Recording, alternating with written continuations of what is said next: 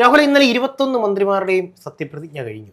അപ്പോൾ ആ സത്യപ്രതിജ്ഞ കഴിഞ്ഞപ്പോൾ മുതൽ പുറത്തു വരുന്ന ഒരു വളരെ ഇൻട്രസ്റ്റിംഗ് ആയിട്ടുള്ള ഒരു ന്യൂസാണ് മന്ത്രിമാരുടെ വിദ്യാഭ്യാസ യോഗ്യത. അഭ്യസ്തവിദ്യരായ മന്ത്രിമാരുടെ ഏകദേശം 20ഓളം അഭ്യസ്തവിദ്യരായ മന്ത്രിമാരുടെ നീണ്ട നിരയുള്ള ഒരു മന്ത്രിസഭ. അതിലെല്ലാം തന്നെ MA, BA, LLB, MBA ഒക്കെ അങ്ങനെ അങ്ങ് പോവുകയാണ്. പറയൂ. യഥാർത്ഥത്തിൽ ഈ മന്ത്രിസഭയ്ക്ക് ഒരുപാട് പ്രത്യേകത ഉള്ളൊരു മന്ത്രിസഭയാണ് യഥാർത്ഥത്തിൽ ഉള്ളത് എന്നത് ഒരു യാഥാർത്ഥ്യമാണ്. 6 പതിറ്റാണ്ടിന് ശേഷമാണ് UDF അല്ലെങ്കിൽ 60 വർഷങ്ങൾക്ക് ശേഷമാണ് UDF ആദ്യമായിട്ട് ഒരു മുഴുവൻ മന്ത്രിസഭയും സത്യപ്രതിജ്ഞ ചെയ്യുന്നത്. അത് വലിയൊരു വഴിത്തിരിവാണ്. അത് അത്രയ്ക്ക് ഇമ്പാക്റ്റ് ഉണ്ട് ഈ മന്ത്രിസഭയ്ക്ക്. ഇത്രയും ഇപ്പോൾ ഇന്നലെ ഞാൻ ഇതിൻ്റെ ഇടയിൽ കണ്ടതാണ്. അപ്പോൾ MM ഹസനും അതേപോലെ തന്നെ സുധീരനും, അപ്പോൾ അവർ പറയുന്നൊരു കാര്യമുണ്ട്. ഇത്രയും വർഷങ്ങൾക്ക് ശേഷം, കുറേ വർഷങ്ങൾക്ക് ശേഷമാണ് ജനങ്ങൾ ഇത്ര ആരവത്തോടെ ആവേശത്തോടെ ഒരു മന്ത്രിസഭയെ സ്വാഗതം ചെയ്യുന്നത്. പിണറായി വിജയൻ സർക്കാരിൻ്റെ കാലഘട്ടത്തിൽ പോലും ഇത്രയും ഒരു ആവേശം ജനങ്ങളിലും കണ്ടിട്ടില്ല, പ്രവർത്തകരും കണ്ടിട്ടില്ല. ജയിച്ചു കഴിഞ്ഞാൽ ഓക്കെ, ശരി. പക്ഷേ ജയിച്ചതിന് ശേഷവും മന്ത്രിസഭയിൽ സത്യപ്രതിജ്ഞ ചെയ്യുമ്പോഴും ജനങ്ങളുടെ ആരവവും ആവേശവും അത് കാണാൻ വന്ന ജനങ്ങൾ എന്ന് വെച്ച് കഴിഞ്ഞാൽ തിങ്ങി നിറഞ്ഞാണ് നിൽക്കുന്നത്. നിൽക്കാൻ പോലും സ്ഥലമില്ലാതെ റോഡിന്റെ അങ്ങേ തലയ്ക്കൽ വരെ ജനങ്ങൾ തിങ്ങി നിറയുന്ന ഒരു കാഴ്ച നമ്മൾ കണ്ടതാണ്. അത് മാത്രമല്ല, ഈ മന്ത്രിസഭയിലുള്ള ആളുകളുടെ എല്ലാം പ്രത്യേകത എന്താണെന്ന് വെച്ച് കഴിഞ്ഞാൽ സ്വാതന്ത്ര്യാനന്തര ഇന്ത്യയിൽ ജനിച്ച ആളുകളാണ് ഇവരെല്ലാവരും.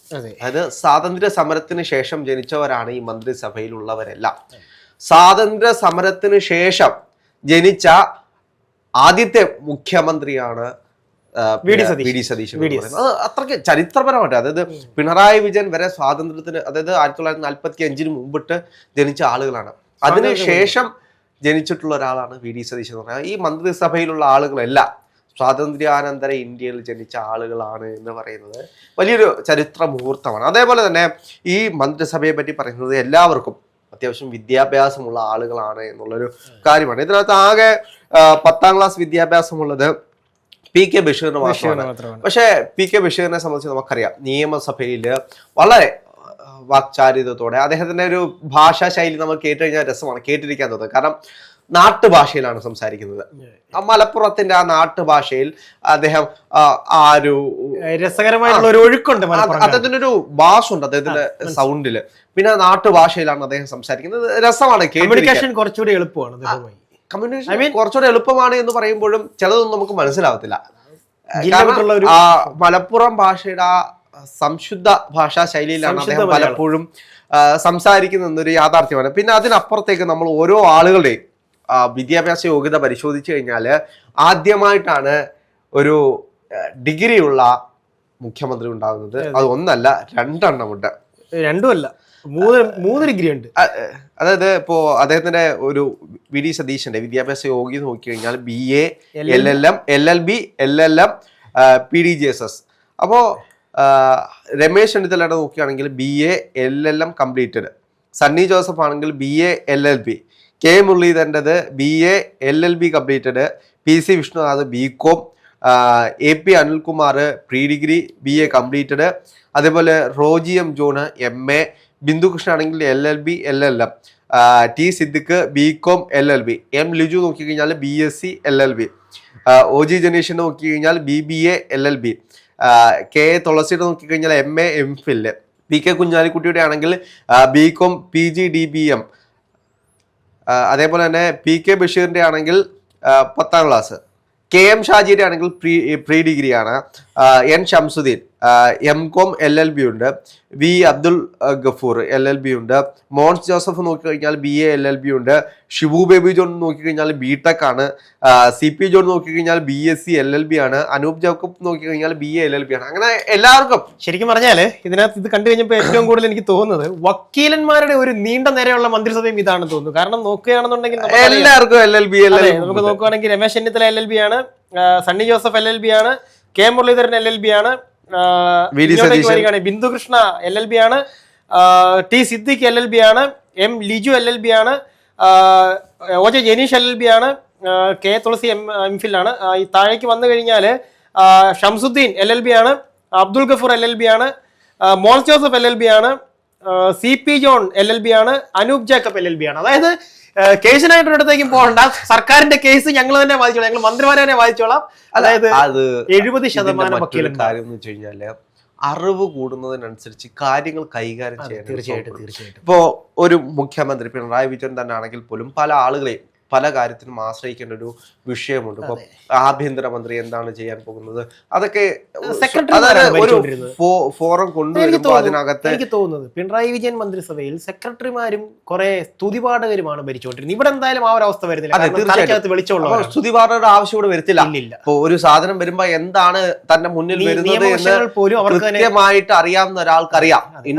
നിയമവശങ്ങൾ പോലും അവർക്ക് നമുക്കറിയാം. ഇപ്പോ വി ഡി സതീശൻ തന്നെ കഴിഞ്ഞ 5 കൊല്ലം പ്രതിപക്ഷ നേതാവായിരുന്ന സമയത്ത് ഓരോ കാര്യങ്ങളും ഇപ്പൊ എനിക്ക് തന്നെ ആദ്യം എന്റെ മനസ്സിലേക്ക് ഓർമ്മ വരുന്നത് CPM-ന്റെ വളരെ വാക്ചാതുര്യത്തോടെ സംസാരിക്കുന്ന ഒരു സഖാവ് ഉണ്ടായിരുന്നു. അകത്തുള്ള ആളെക്കാളും നിങ്ങൾ പുറത്തുള്ള സ്വരാജിനെയാണ് പേടിക്കേണ്ടത് എന്ന് പറയുന്ന കമ്മ്യൂണിസ്റ്റുകാരെ നമ്മൾ കണ്ടിട്ടുണ്ടായിരുന്നു. അപ്പൊ ഈ സ്വരാജ് നിയമസഭയിൽ ഉണ്ടായിരുന്ന കാലഘട്ടത്തിൽ വി ഡി സതീശൻ സ്വരാജുമായിട്ട് നടക്കുന്ന ഒരു ഡിസ്കഷൻ ഉണ്ട്. അപ്പോൾ സ്വരാജ് എണ്ണീറ്റിരുന്നിട്ട് വാക്ചാതുര്യത്തോടെ പറയും, സാർ ഇവിടുത്തെ ചെറിയ കുട്ടികൾക്ക് പോലും അറിയാം എന്താണ് സ്റ്റേറ്റ് എന്ന്, സ്റ്റേറ്റിന്റെ ഡെഫിനിഷൻ എന്താണ് എന്ന് പ്രതിപക്ഷ നേതാവിന് അറിയില്ലെങ്കിൽ സാധാരണപ്പെട്ട ഒരു കുട്ടിയോട് ചോദിച്ചാൽ മതി എന്താണ് സ്റ്റേറ്റിന്റെ ഡെഫിനിഷൻ എന്ന്. അപ്പോഴത്തേക്കും വി ഡി സതീശൻ എന്ന് പറയുന്ന LLM-കാരൻ നേരെ ഡയറക്റ്റ് എണ്ണീറ്റ് നിന്നിട്ട് കൊച്ചുകുട്ടിക്ക് വരെ ചിലപ്പോ സ്റ്റേറ്റിന്റെ ഡെഫിനിഷൻ എന്താണെന്ന് അറിയായിരിക്കും, പക്ഷെ നിയമസഭയിലെ സ്റ്റേറ്റ് എന്താണ് എന്ന് ആദ്യം സഖാവ് പോയി പഠിച്ചിട്ട് വാ, സ്റ്റേറ്റിന്റെ ഡെഫിനിഷൻ എന്താണ് എന്ന് ഞങ്ങൾ പറഞ്ഞു തരാമെന്ന് പറഞ്ഞുകൊണ്ട് അദ്ദേഹം പറയുമ്പോൾ ഉത്തരം മുട്ടി നിൽക്കുന്ന സ്വരാജിനെ നമുക്ക് കാണാൻ കഴിയും. വിയർത്തൊട്ടി നിൽക്കുന്ന, ഇനി ഞാൻ എന്ത് പറയും, എൻ്റെ വാക്ചാതുര്യം, എൻ്റെ സഖാക്കന്മാരെ സംബന്ധിച്ച് അറിയാലോ, താത്വിക അവലോകനങ്ങൾ ഞാൻ ഇനി ആരോട് പോയി പറയുമെന്ന് ഉള്ളിൽ കരഞ്ഞു വിളിച്ചിരിക്കുന്ന സഖാവിനെ നമ്മൾ ഓർക്കും. എന്റെ മനസ്സ് ആദ്യം ഓർമ്മ വരുന്നതാണ്. കഴിഞ്ഞു പോയ കാലങ്ങളാണ്, കൊത്തി നോക്കാതിരിക്കും. അല്ല, സ്റ്റേറ്റ് എന്ന് പറഞ്ഞാൽ ഇവിടുത്തെ ചെറിയ കുട്ടികൾക്ക് പോലും അറിയാം. വി ഡി സതീശൻ അത് അറിയത്തില്ലെങ്കിൽ അങ്ങ് പോയി പഠിച്ചിട്ട് വരും. എന്താണ് സർ കൊച്ചു കുട്ടികളെ പോലെ വാ കൊടുത്ത് വാങ്ങുന്ന ഞങ്ങൾ സഹാക്കന്മാർക്ക് ഇച്ചിരി ശീലമായി പോയതാണ്.